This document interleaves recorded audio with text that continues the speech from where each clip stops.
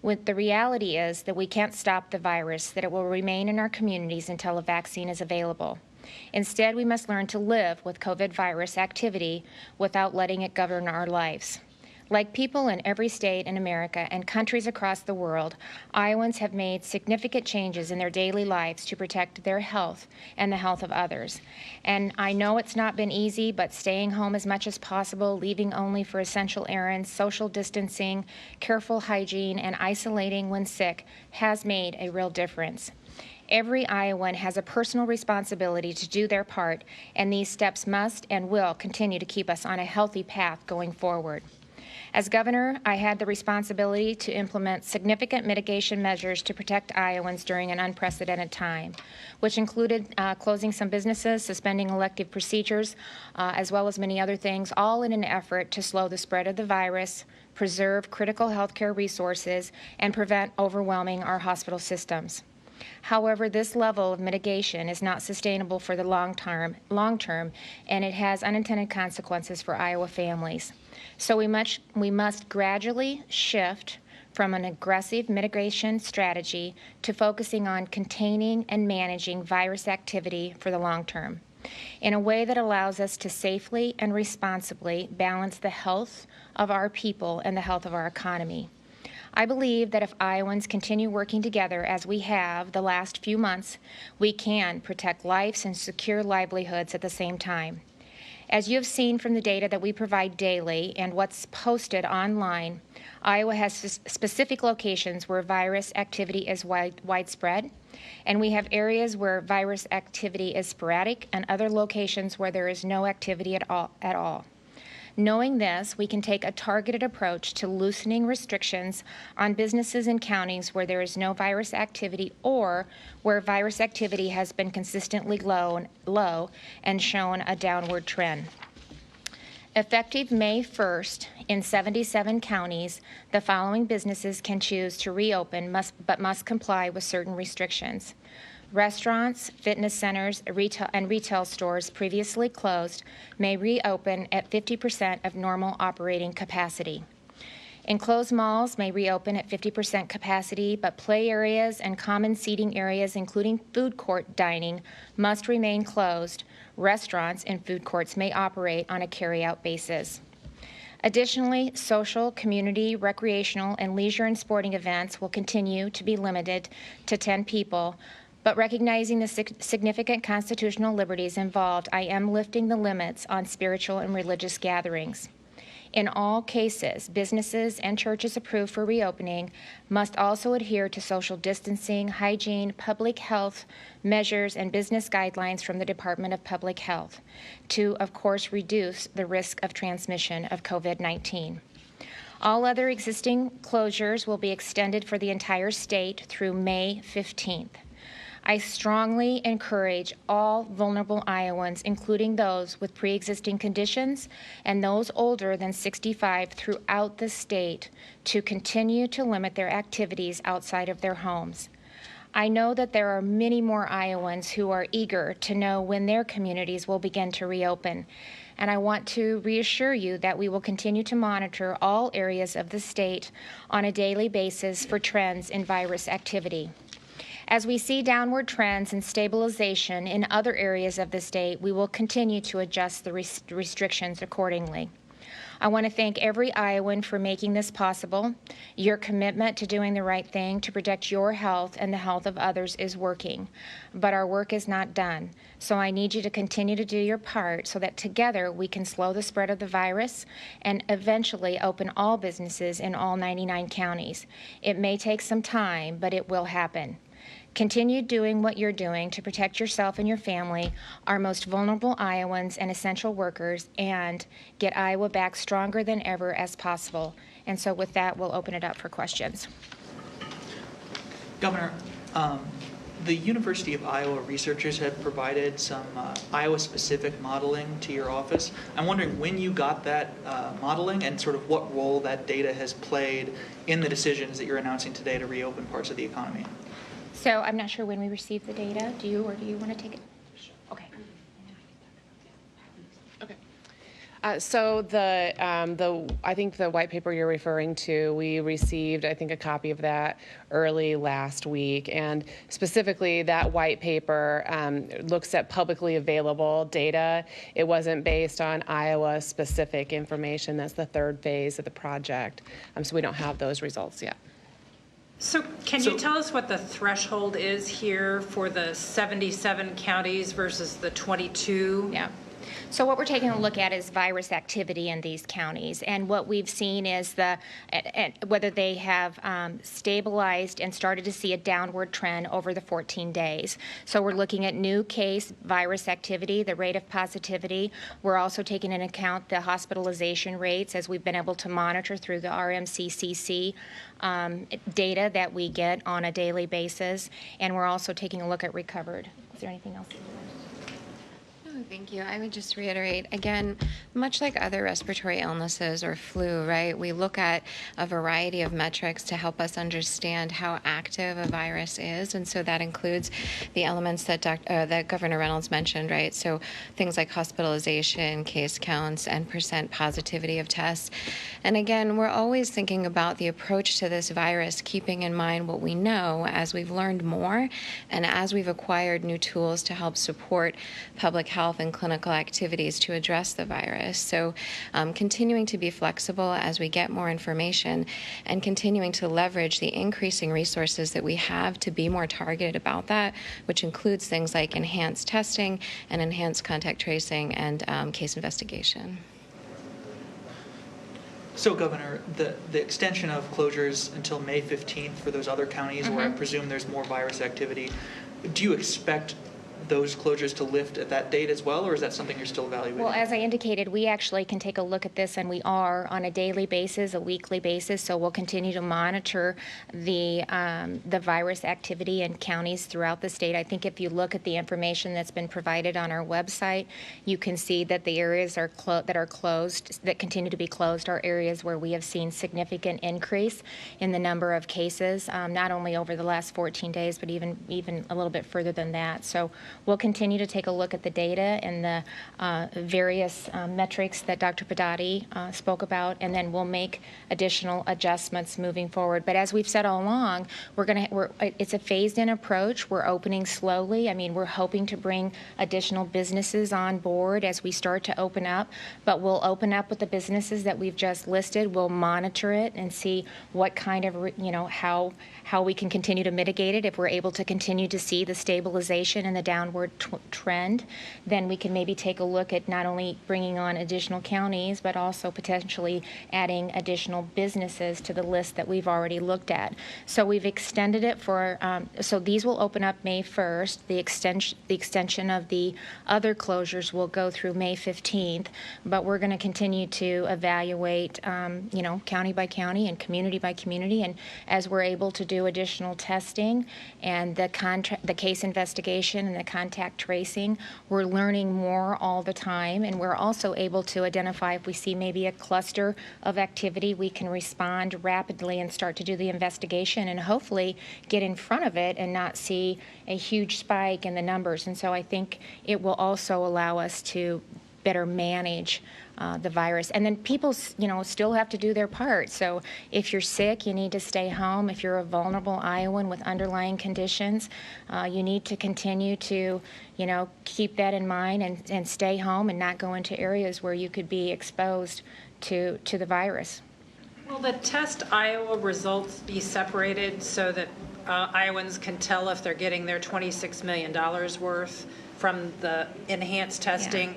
And how many state employees will be reassigned to do contact tracing? So I don't know if I have a number to give you right now, but a significant number of DHS, Department of Human Services employees have been reassigned to help with some of the contact tracing and some of the administration of the test.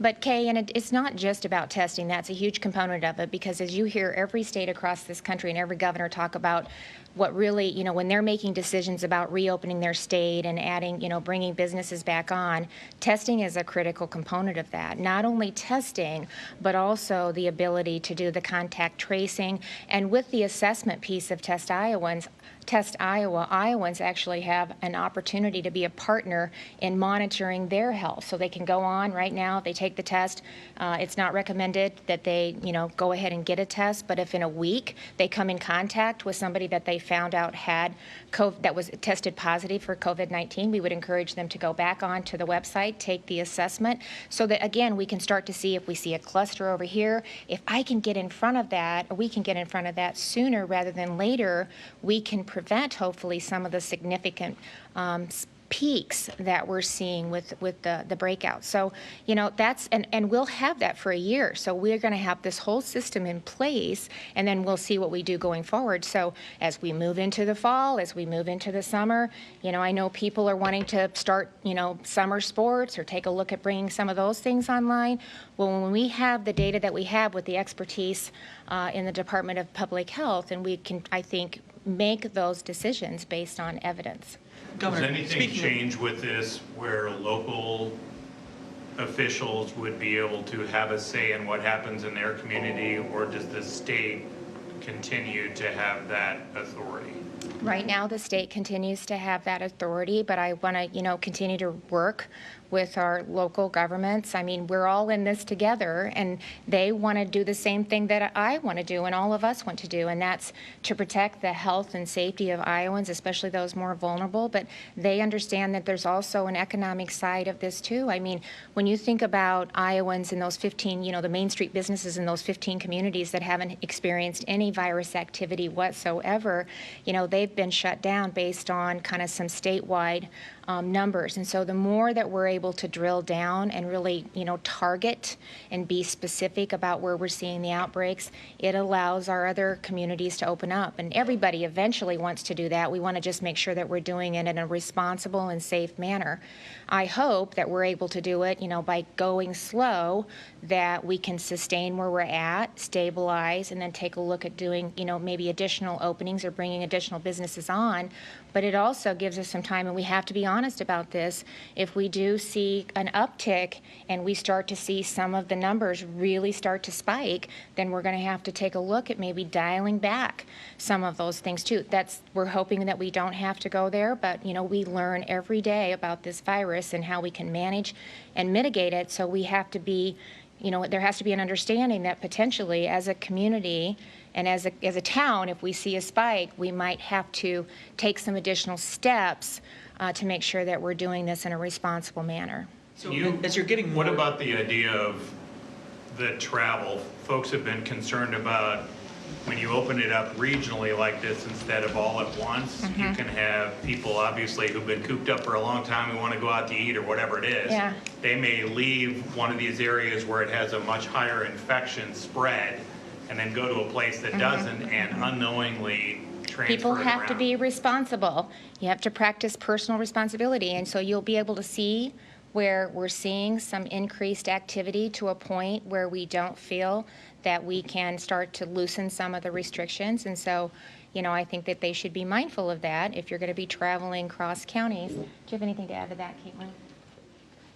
Yeah, thank you. I think I would also just add, again, when we think about, as we've learned more about this virus and as the response has progressed, we take what we know about the virus, which includes that it can be spread person to person, especially when you're in close contact. We take what we know about the people who are at highest risk, so older people and people with underlying conditions, and we take what we know about how to provide and optimize care for Iowans who might need it. And so we still, have seen that the majority of people, right, 80% or more are going to have more of a mild illness, and about 20% are going to have more of a severe illness. And so, keeping in mind that the recommendations around people who are older or who have underlying conditions are still very important. Those people should still, be staying at home and avoiding congregate settings. And also asking people to keep in mind, as we think about how public health manages a disease like this, the and contact tracing is to work with people on a one-on-one basis to ask, where have you been and what have you been doing and who have you been around? And we have those conversations so that we can understand where you were and who else was at risk. And it's an example of a place where, we're incredibly grateful for the partnership of all Iowans in working with public health, and of course for the continued partnership of our healthcare providers who continue to work with us to provide information about the resources and collaboration that we have to manage illness for our Iowans who are at higher risk. So can you give them some kind of final guidance here? If you live in these 22 counties, and so many people are watching your briefing right now, if you live in one of those counties, do you recommend not traveling to an area that has been partially reopened, or do you just use your best judgment? Yeah, so the Department of Public Health will be providing additional guidance that's going to help people understand, how to approach this. And again, it's going to keep in mind all of the things that we know about this disease. So wanting to take an understanding of people who are at high risk, what being in close contact means, if you've been around somebody who's a case or who is sick. Again, those are the people that we're going to be asking to stay home, right? Because if we can be targeted about our public health interventions and in asking the people who are either at high risk or who have had an exposure to stay home, then that sort of allows for a little bit more of a specific response effort, right, and a little bit more flexibility. But again, I think we'll be providing additional information on that. And it's another example of a place where every day, as we learn more about the virus and as we gain additional tools, in our response, we're able to work with public health, with our clinicians, and with all Iowans to help provide that guidance and keep everybody as safe and healthy as possible. Governor, I'm curious if you can explain a little bit more about what 50% capacity means for some of these businesses. And I'm also curious, as you're lifting this restriction on religious gatherings while still saying it's not safe to gather socially, how those can be, how people can be safe while doing that. Yeah, so the 50% capacity is the 50% capacity of the business. And in addition to that, to Dave's question also, we're asking all of them, we're asking Iowans to continue to social distance. We're not removing the restriction of gathering socially in groups of more than 10. We're asking the restaurants to make sure the tables are at least 6 feet apart. We're limiting the number of people that can be at a table. And visiting with the Restaurant Association, they're doing so many things to make sure that customers have the confidence to come back and to eat in their establishments. So they're a partner in this, as well as the other businesses. They know that this is necessary as we start to open back up and dial back up, that these are some of the limitations that we need to put in place to do that, so that we can hopefully then watch it, manage it, and if we continue to see the stabilization, then maybe we'll move into phase 2 where we can start to open it up just a little bit more. But those are things that we'll be looking at. So it's a phased-in approach as we move through opening Iowa back up and doing it in counties where we're seeing a stabilization and a downward trend for virus activity. Kay, I wanted to go back to a question that you had too. I don't know if I completed the question, but in addition to having some of our state workforce reassigned to doing the contact tracing, we also have 150 members of the Guard that will be doing the case investigation and the contact tracing through the Title 32. So we're very, very appreciative of the resource that we're able to utilize with the Iowa National Guard, and because it is such a critical component of all of this, and we need to be sure that we're doing it in a timely basis. And as we've tested more and more, our local public health officials have done a phenomenal job, but when you're doubling the capacity of those that you're testing, there's just too much. And so this is a way for us to add and to build out our ability to do that in a timely manner. Ron, KWWL. Governor, good morning. Thanks for taking my call. Testing, of course, as you know, is underway at the Tyson plant in Waterloo, but Blackhawk County is the hot spot in the state right now. 939 cases this morning, about 95 more that's listed on the state website. That's 16%, or 1 in every 6 Iowa cases coming out of this area. So you just said the state has the authority. So what is your strategy for Blackhawk County going forward? For example, will be one of your strike teams be coming here to Blackhawk County to help out, or are you just going to leave it to the local officials here? Oh, no. We've got a strike team. We're already doing that. We'll be setting up a Test Iowa site later this Wednesday, I think, is when we'll be setting that up. And so that is coming to the Waterloo area.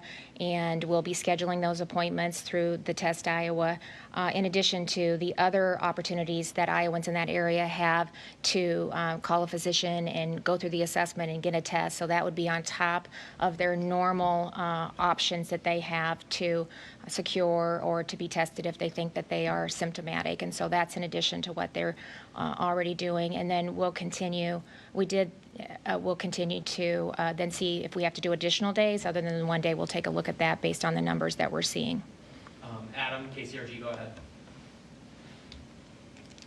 Yes, Governor, on April 9th, you had pointed to the epi curve and stated that you believed you were seeing a flattening of the curve. We now see in the epi curve, since you made that statement, the cases and the case symptoms spike in that curve. Do you still see a flattening of the curve happening, or have you changed or have any less confidence or more confidence in your data? And what has changed to give you the confidence now that the data that you're looking at is accurate? Thank you for that question. I'm going to have Dr. Padati. Yeah, so I think you're highlighting a couple of great ways that we're able to look at information over time. We're able to understand how trends can change, and it's helpful to look at these things not just on a statewide level, but at a more, maybe regional or community or county level, right? And so I think that what Iowa has seen with our trend in cases over time is similar to what many states have seen in terms of the activity, and where we start to see, as we're expanding testing resources, we're able to identify additional cases, and we're able to implement control measures in a more targeted way. And so we continue to follow that information every day. It continues to be impacted by things like new resources and new tools that we're implementing all the time as part of this public health response. And it's an important thing for us to follow. It's one of the many things that we follow to understand trends and what's going on. And because we're adding new tools and resources all the time, we're increasingly able to look at that quicker and at a more local level, so that when we do notice something that may be driving a particular increase, whether it's associated with a long-term care setting, a particular community or household, or other sort of congregate situation, we're able to provide targeted resources and support to public health and clinicians and communities in those areas. Chris, KCCI. Hi there. This is a question for Dr. Padati. What in your mind makes you think that a sort of patchwork opening where some counties are open, some aren't, will work for Iowa, will work to keep the disease from spreading?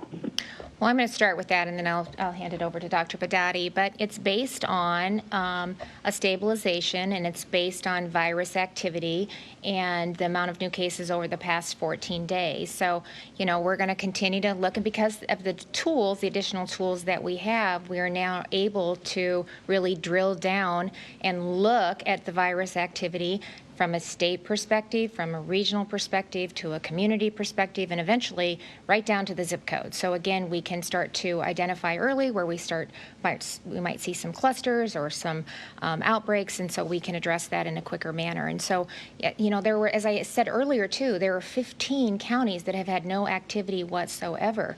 And so they are at a place where we can start to, in a very responsible and safe manner, start to open up the counties and start to open up the state. And I have confidence in Iowans that they are going to continue to be a part of this solution. They're going to continue to do the right thing, and we're going to continue to see, hopefully, positive signs of that, and we'll be able to continue to build on what we're already doing.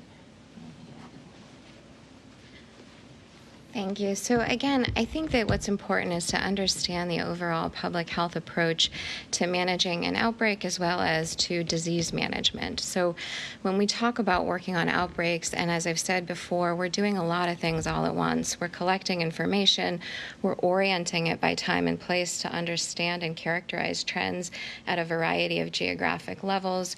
We're making sure that we understand who people are who are at highest risk and how we can protect our most vulnerable populations. populations, and we're implementing the control measures that help us to limit the spread of something, which again, as we understand more about this virus, and we still have more to learn, but what we do know again is that this is spread from one person to the next when they're in close contact with each other, which is similar to what we've seen from other types of respiratory pathogens.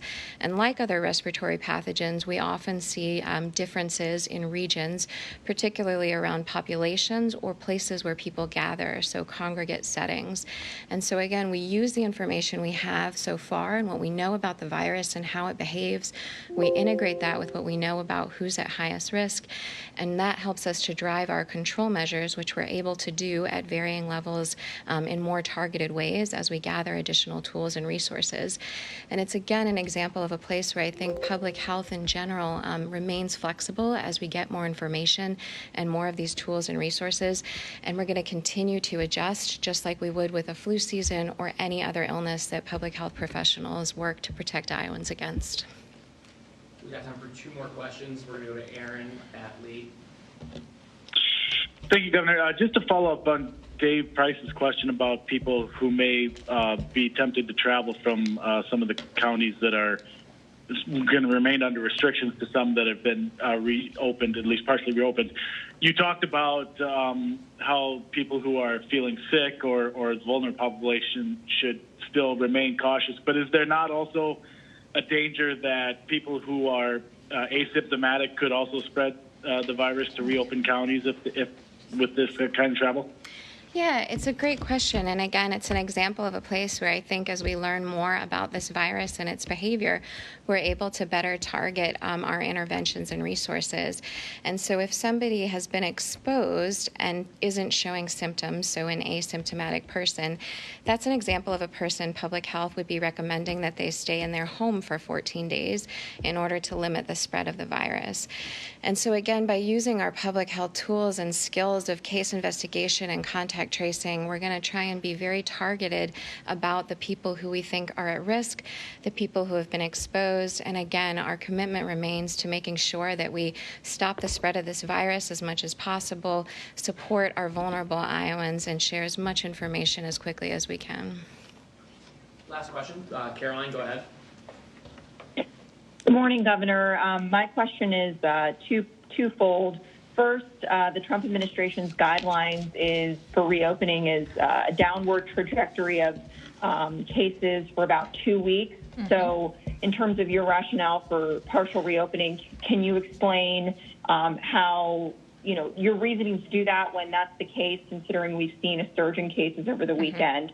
And secondly, you talk about how there's 15 counties where there's no detection of virus whatsoever, but you and Sarah Reister have previously said, Iowans should have the assumption that the virus is in their communities. And since we don't have widespread testing, it's hard to get a whole picture of what virus activity looks like. So that said, can you, again, just answer Iowans' questions about, why this is the best approach at this moment? Do you want me to start, or do you want to start? Well, the counties that we have opened up have stabilized and demonstrated a downward trend for 14 days. And so that the counties that remain in the orange, they have seen an increase in the cases. And so that's why we're continuing to keep the restrictions the same in those counties, and why the counties that have demonstrated that they have stabilized and saw a downward trend in the number of cases, we've opened up or loosened some of the restrictions. So I think your question, again, is great because it's getting at the way that we can use, what we know and what we've continued to learn, as well as the new resources and tools and development of workforce that have been put in place over the past several weeks. All of the work that we've been doing, with our local public health professionals, clinical partners, other partners throughout the state, as well as everything that Iowans continue to do to help allow us to use information to be more specific about guiding people through where risk exists. And that's what we're trying to do here as we integrate new information and as we have new tools and resources available. It's a way that we're allowed to be a little bit more specific in helping manage this disease on a more community by community basis. So as we close today, I wanted to thank some of the incredible people that are behind the scenes of our COVID-19 response. And that's the people who make it possible to test more Iowans every day. On Saturday, I had the opportunity to visit the State Hygienic Lab and meet with Dr. Mike Pintella and his team. They are now running a 24/7 or have been 24/7 operation at the lab to process thousands of tests every day so that Iowans know if they have the virus and what they can do about it. So I was just so impressed with the role that they play to protect the health of our state, and thanks to them, we have the information that we need to mitigate, contain, and manage the virus so that we can get back to the things that we enjoy and value most. So thanks again to the State Hygienic Lab and their team for everything that you are doing on a daily basis. It is much appreciated, and Iowans are receiving the benefit of that. So thank you very much.